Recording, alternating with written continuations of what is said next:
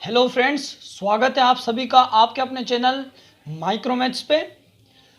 आज हम इस वीडियो में प्रश्नावली 5.2 के प्रश्न 11 से 20 तक करेंगे और प्रश्न 1 से 10 तक हमने पिछली वीडियो में कर चुके हैं। तो उस वीडियो की लिंक हमने डिस्क्रिप्शन में दे रखी है, आप जाकर पहले उस वीडियो को देखिए, फिर यहाँ पे आइए। इससे आपको समझने में बहुत ही आसानी होगी। तो आइए शुरू करते हैं। 11वां सवाल है, समांतर श्रेणी 3, 15, 27, 39 का कौन सा पद उसके 54वें पद से 132 अधिक है। तो हमें समांतर श्रेणी दे रखी है 3, 15, 27, 39। तो उसमें पूछा कि कौन सा पद उसके 54वें पद से 132 अधिक होगा। तो हमने माना nवां पद उसके 54वें पद से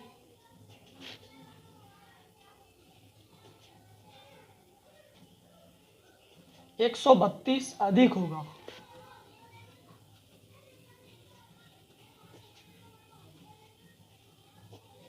अब आप देखिए कि जो nवां पद है उसे कैसे प्रदर्शित करते हैं, उसे an से प्रदर्शित करते हैं। तो माना nवां पद उसके 54वें पद से 132 अधिक होगा।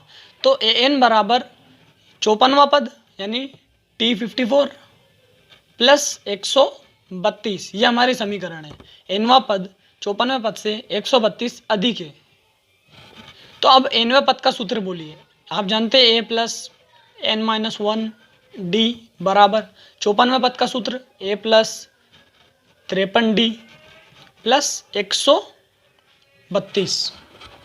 अब देखिए a से a गया, n-1 d बराबर 53d प्लस 132।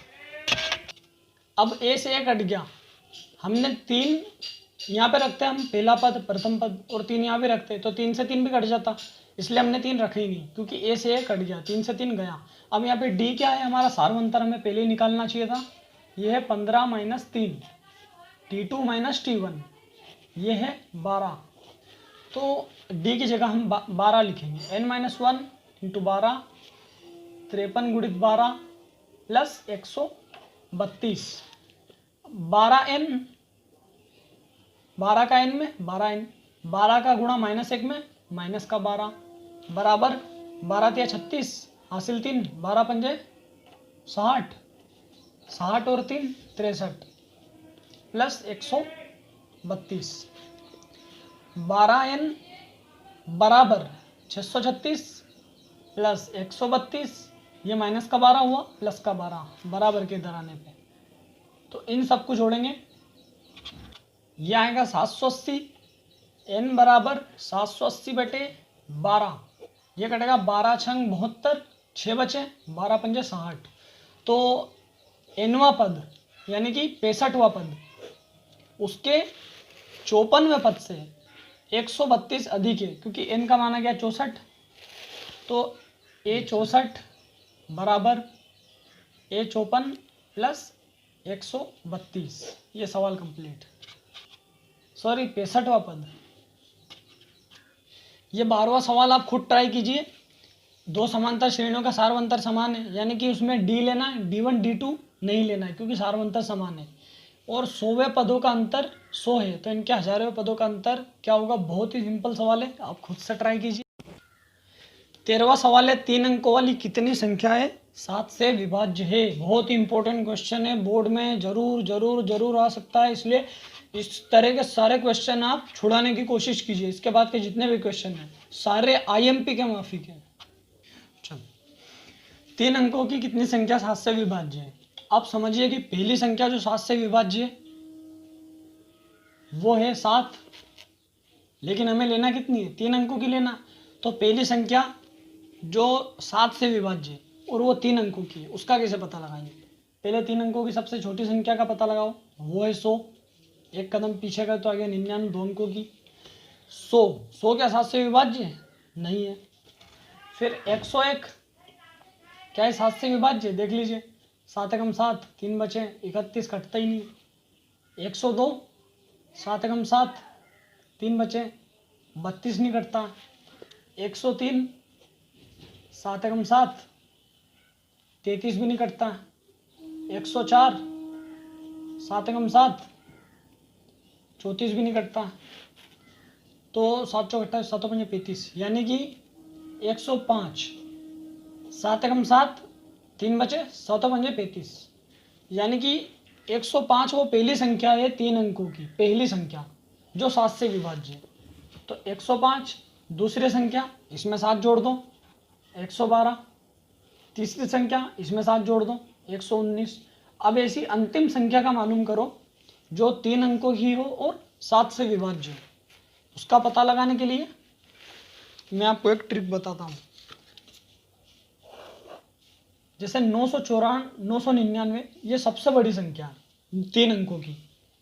इसमें आप 7 का भाग दीजिए, 7 एकम 7, 2 बचा, 29 हुआ, 7 चौक 28, 1 हुआ, 19 हुआ, 7 दूना 14, तो 14 में से 19 में से 14 गए तो कितने बचे? 5 बचे। तो 999 में से आप 5 घटा दीजिए तो ये बचा 994। अब इसमें भाग दीजिए 7 का, ये 142 बार चला जाएगा। ये सबसे बड़ी संख्या है 3 अंकों की जो 7 से विभाज्य है। तो यहाँ पे आ जाएगा अंतिम पद 994। अब हम इसके लिए n का मान ज्ञात करेंगे, उससे मालूम पड़ जाएगा कि इस श्रेणी में कितने पद हैं, यानी कि कितनी संख्याएं हैं जो 7 से विभाज्य है। अब माना nवां पद 994 है, तो nवां पद यानी कि n बराबर 994, a plus n minus 1 d, ये an का सूत्र है, ये है 994। श्रेणी का प्रथम पद 105 प्लस n माइनस 1, सार्वंतर कितना है? 112 में से 105 घटाओ, यानी कि 7 बराबर 194। तो अब सॉरी, ये प्लस का होगा, तो n माइनस 1, 7 बराबर 994, ये प्लस का 105 है, ये उधर गया माइनस का 105। n माइनस 1, 7 बराबर, अब 994 में से 105 घटाइए, ये बचेगा 9, ये बचेगा 8 और ये बचेगा 8। 9 और 5 14 का 4 हासिल 1, 8 और 1 9, 8 और 1 9, 889, ये इसका आंसर। लेकिन n माइनस 1 बराबर 889 बटे में आया 7, 7 एकम 7, 1 बचा, 7 दूना 14, 4 बचे, 7 ही 49। n माइनस 1 बराबर 127, n बराबर 127 प्लस 1, यानी n बराबर 128। कुल मिला के इस श्रेणी में 128 पद है जो 7 से विभाज्य है और वो 3 अंकों के। 10 और 250 के बीच 4 के कितने गुणज है? 14वां सवाल। तो हमें 10 और 250 के बीच 4 के गुणज मालूम करना है। 10 और 250 के बीच, यानी कि क्या 10 250 सॉरी 4 का गुणज है? क्या 4 से कट रहा है? गुणज उसे बोलते हैं जो इस संख्या से कट जाए, वो 4 का गुणज कहलाएगा। तो हम देखते कि 10 नहीं कट रहा है और वो 10 से ज़्यादा होना चाहिए, 250 से कम होना चाहिए, जब भी तो वो 10 और 250 के बीच में होगा। तो 4 एकम 4, 4 दूना 8, 4 तिया 12, यानी कि 12 पहला गुणज है 10 और 250 के बीच।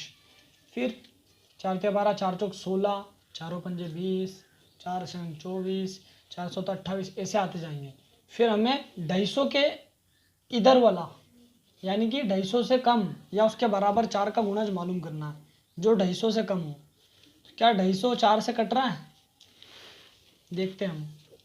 250 बटे 4, 4 एकम 4, 4 छंग 24, 10 बचा, 10 नहीं कटता 4 से। तो क्या बचा शेषफल? 250 बटे 4, 4 छंग 24, 10 बचा, 4 दूना 8, 10 में से 8 गए। आप ऐसे समझिए, आपको ऐसे समझ में नहीं आएगा। 4 छंग 24, 1 बचा, 0 उतारा, 4 दूनी 8,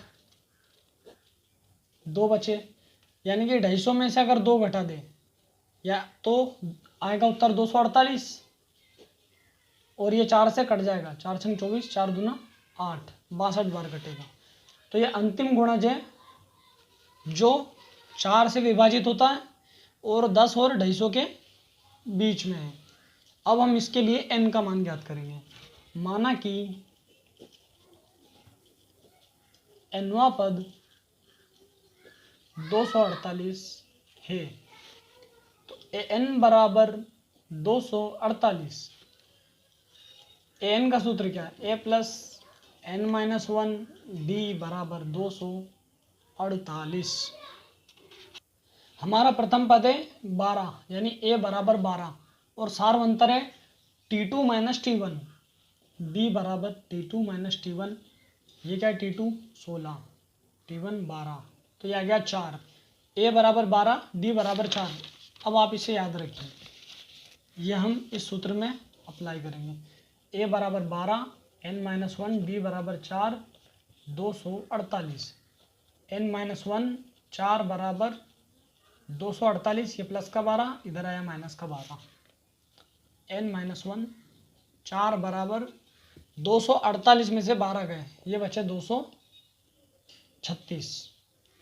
n माइनस 1 4 बराबर 236, तो n माइनस 1 बराबर 236, ये गुणा में 4 है, ये भाग में आ जाएगा। 4 एकम 4, 4 और 5 20, 3 बचे, 4 नम 36। n माइनस 1 बराबर है 59, तो n बराबर 59 प्लस 1, यानी n बराबर 60। कुल मिला के 60 ऐसे गुणज है 4 के जो 10 और 250 के बीच में है। 15वां सवाल है, n के किस मान के लिए दोनों समांतर श्रेणियों 63, 65, 67 और 3, 10, 17 के nवें पद आपस में बराबर होंगे। हमें दो समांतर श्रेणियां दी हैं, तो 63, 65, 67 ये AP1, क्योंकि दोनों अलग अलग समांतर श्रेणी है, तो हमें AP1 यानी समांतर श्रेणी 1 और समांतर श्रेणी 2 AP2 मानना पड़ेगी। इसके लिए a का मान क्या है? प्रथम पद है इसका 63, और इसका सार्वंतर क्या है? d बराबर T2 माइनस T1, यानी 65 माइनस 63। दूसरे में से पहला पद घटाओ तो d बराबर आया 2। इसके लिए a का मान है 3 और d का मान है 10 minus 3, T2 minus T1, 10 minus 3, तो ये आ गया 7। इसके लिए d है 2, इसके लिए है 7। अब माना कि उसमें पूछा है कि n के किस मान के लिए समांतर श्रेणी का nवां पद बराबर होंगे। माना an वां पद बराबर होंगे, क्योंकि हमें अभी मालूम नहीं इसलिए an मानना पड़ेगा, और क्योंकि वो दोनों पद आपस में बराबर है इसलिए an मान सकते हैं। an1 और an2 मानने की कोई ज़रूरत नहीं है। तो an बराबर an, ये दोनों समांतर श्रेणी, इसके ये दोनों पद आपस में बराबर है।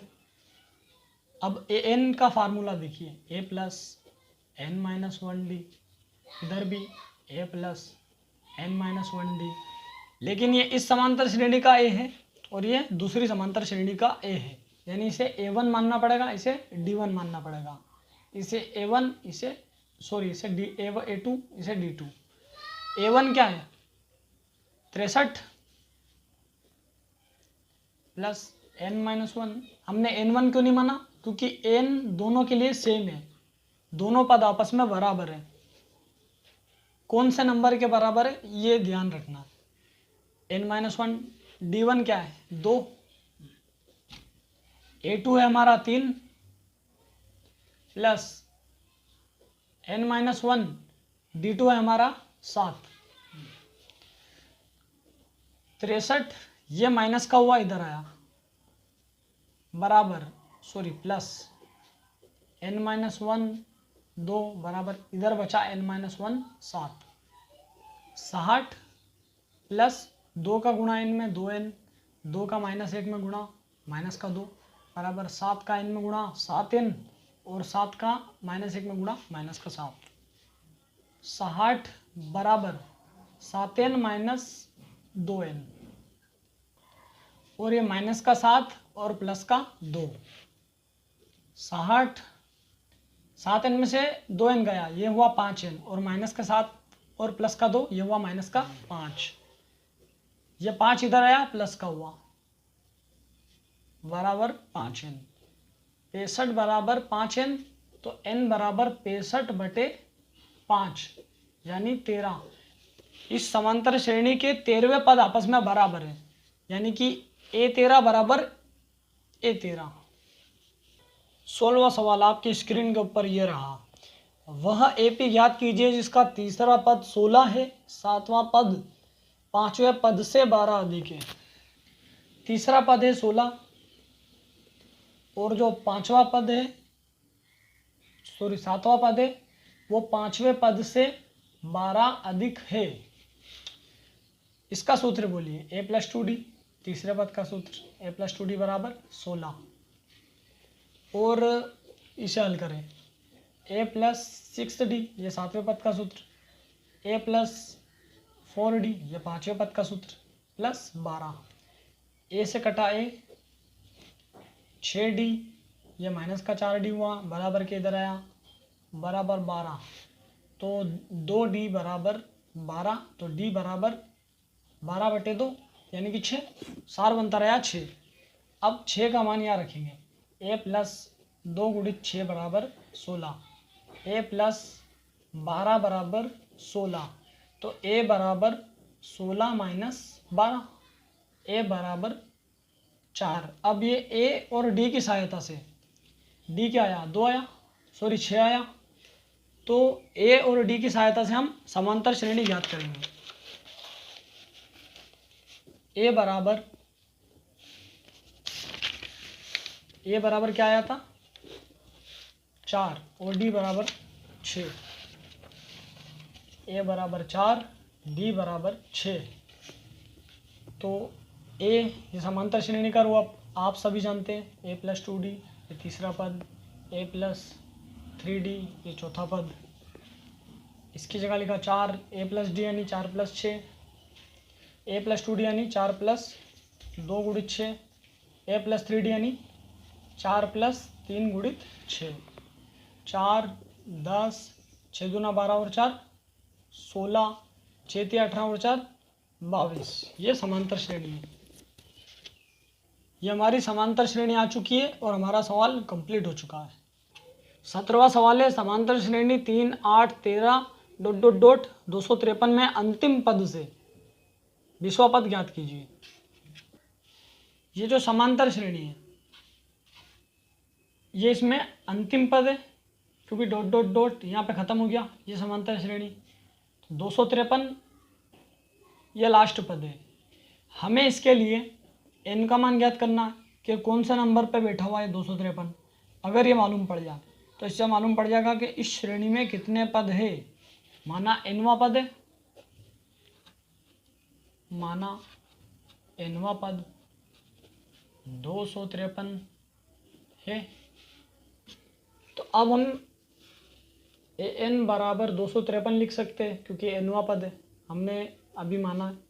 तो an बराबर होता है n-1d, a + n-1d, है ना, बराबर ये हुआ 253, है ना। तो a क्या है हमारा, a है 3, n-1, d है t2 - t1, जानते हैं हम 8 - 3 बराबर 5, यह आ गया 5, 253। n-1 5 बराबर 253, ये 3 उधर गया, माइनस का हुआ। n-1 5 बराबर ये बचे 250, n-1 बराबर 250/5, ये कटेगा 5, 5 × 5 = 25, 0। n-1 बराबर 50, तो n बराबर 50 + 1 यानी कि 51। यानी कि जो 253 है वो श्रेणी में 51वां पद है। और वही पद अंतिम है, यानी कि इसमें कुल मिला के 51 पद है। अब हमें अंतिम पद से 20वां पद ज्ञात करना है। तो अब देखिए, माना किसी श्रेणी में, ये उदाहरण के लिए समझा रहे हूँ, उतार मत लेना, 3 6 9 18 सॉरी 3 6 9 12 15 18 ये श्रेणी है। तो ये जो श्रेणी है, अब आप इसमें अंतिम पद से चौथा पद बताइए। तो 1 2 3 4 सॉरी ये 1 ये 2 ये 3 ये 4 ये चौथा पद है अंतिम पद से। अब आप क्या करेंगे, इसमें से घटा देंगे। तो घटाने पे मिस्टेक हो जाएगी, क्योंकि मान लीजिए इस समांतर श्रेणी में 1 2 3 4 5 6 7 पद है। सॉरी ये 3 नहीं आएगा। तो इस समांतर श्रेणी में कितने पद है? 6 पद है। आपसे पूछा जाए कि अंतिम पद से चौथा पद बताइए, तो आप 4 घटा देंगे तो उत्तर आ जाएगा 2। लेकिन यहाँ पे क्या आ रहा है गिनने पे, 1 2 3 4 तीसरा पद, और आप घटाएंगे तो कौन सा आ जाएगा? दूसरा पद। तो हमें उसमें से एक जोड़ना पड़ेगा। तो हमें कुल 51 पद दे रखे, इसमें एक जोड़ दो, यानी कि आगे 52। 20वां पद ज्ञात करना अंतिम पद से, तो ये घटा दो 20, इसमें जोड़ के घटाना है। ध्यान रखें डायरेक्ट ना घटाए। यह आ गया 32, यानी कि 32वां पद ज्ञात करना है। अंतिम पद यानी 51वें पद से 20वां पद कौन सा है? 32वां पद। 32वें पद का सूत्र है a + 31d। ए का मान हम सभी जानते हैं, ए का मान है 3 + 31 गुणित डी का मान क्या है? 5। 3 + 5 × 5 5 × 15 155। तो ये आ गया 155 और 3 158 आंसर। 18वां सवाल आपकी स्क्रीन के ऊपर ये रहा। किसी समांतर श्रेणी के चौथे और 8वें पदों का योग 24 है और छठे और 10वें पदों का जोड़ 44 है, तो इस एपी के प्रथम 3 पद ज्ञात करो।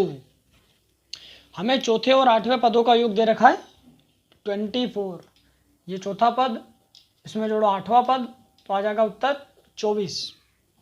और छठे और 10वें पदों का योग दे रखा है 44, T6 + T10 बराबर 44, ये 44। अब हम इस सूत्र को खोलेंगे। चौथे पद का सूत्र है a + 3d, 8वें पद का सूत्र है a + 7d बराबर 24, छठे पद का सूत्र है a + 5d प्लस 10वें पद का सूत्र है a + 9d बराबर 44। a और a जोड़ेंगे, ये हो जाएगा 2a प्लस 7 और 3 10d बराबर 24। a और a 2a प्लस 9 और 5 14d बराबर 44। अब हम इसे घटाएंगे, माइनस माइनस और ये माइनस, माइनस का 4d बराबर 44 में से 24 गए, तो ये बचा 20, माइनस का 20, माइनस माइनस कैंसल, 4d बराबर 20, तो d बराबर 20/4 यानी कि 5, सार बनता रहा 5। d का मान निकल के आ चुका है 5। अब हम इस समीकरण से मान निकालेंगे a का। 2a + 10d यानी कि 10 × 5 बराबर था 24, 2a + 50 बराबर 24, तो 2a बराबर 24 - 50, तो 2a बराबर 24 में से 50 गए तो 26, तो a बराबर 26/2 यानी कि a बराबर 13, d बराबर आ गया 5। तो अब हम समांतर श्रेणी के प्रथम 3 पद ज्ञात करने हैं। तो a बराबर 13, d बराबर 5।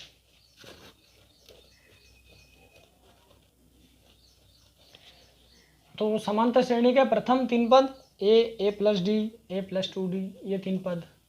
a है 13, 13 + 5, 13 + 2 गुणित 5, 13, 13 और 5 18, 5 दूना 10 और 13 23, ये समांतर श्रेणी के प्रथम 3 पद। हमारा सवाल कंप्लीट। इसमें पूछा है 19वें सवाल में, सुब्बा राव ने 1995 में 5,000 रुपये के मासिक वेतन पर कार्य शुरू किया और हर साल 200 रुपये वेतन वृद्धि प्राप्त की, तो किस वर्ष उसका वेतन 7,000 हो जाएगा। बहुत ही आसान सवाल है, आप खुद से ट्राई कीजिए। समझ ना आए तो कमेंट बॉक्स में पूछिए। और सुब्बा राव भारत के गवर्नर रह चुके। 20वां सवाल आपकी स्क्रीन के ऊपर ये रहा। रामकली ने किसी वर्ष के प्रथम सप्ताह में 50 रुपये बचत की, फिर अपनी साप्ताहिक बचत 17.5 रुपये बढ़ा दी गई। यानी पहले सप्ताह में 50 रुपये की बचत, दूसरे में 50 प्लस 17.5 रुपये की बचत, यानी कि 67.5 रुपये अगले सप्ताह में हुई बचत। फिर इसी तरह वो बढ़ाती गई 17.5 रुपये। तो यदि nवें सप्ताह में उसकी साप्ताहिक बचत 207.50 हो जाती है तो n का मान ज्ञात कीजिए। यानी कि किस सप्ताह में उसकी बचत 207 रुपये पहुँच गई। तो रामकली ने पहले हफ्ते में बचत की 50, दूसरे हफ्ते में बचत बढ़ा दी उनने 50 में मिला दी उनने 17.5 रुपये, फिर तीसरे हफ्ते में 17.5 और बढ़ा दिए। पहले हफ्ते की बचत है 50, दूसरे की 67.5।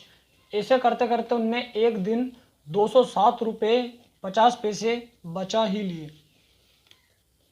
वो अब मालूम करना है कि वो उनने कितने हफ्ते बाद, यानी कि कौन सा हफ्ता था वो, ये पहला हफ्ता या दूसरा हफ्ता, तो कौन सा हफ्ता था जिसमें उसकी बचत 207.50 रुपये पहुँच गई।